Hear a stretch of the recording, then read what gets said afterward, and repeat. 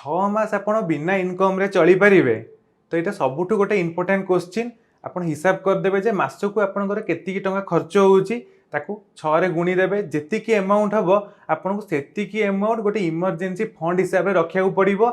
से emergency fund टा भी आपण समस्त भाबंती एफडी रखिदबा एफडी रखिदेले चलिबो किंतु एफडी रे कोन ना जेतेबेले उठेइबे सेथुर किछि पैसा कटि जिवो काने एफडी रे गोटे लॉक इन पीरियड थाए 6 मास पई करिवे कि वर्ष पई करिवे सेतिपई लिक्विड म्यूचुअल फंड सबुठु बेस्ट पूरा एफडी लेखा रिटर्न मिलिबो जेबे चाहिबे विथड्रॉ करि परिबे 24 घंटा रे बैंक को पैसा पळै आसीबो। आ जदी आपण सेतिकी अमाउंट को बिल्ड अप एका साथ करि पाउनांती ताले गोटे एसआईपी करि कि भी से लिक्विड म्यूचुअल फंड रे एसआईपी करि कि भी गोटे आपण इमरजेंसी फंड ता आस्ते आस्ते आस्ते आस्ते बढ़ई पारिबे। सब मन रखु इमरजेंसी फंड टा कौन ना आप जॉब करिसेंती जॉब चली गला फिर गोटे नुआ जॉब खोजिया हुए तो आपको मासे 2 मास लगी से टाइम रे से पैसाटा आप यूज करेंगे।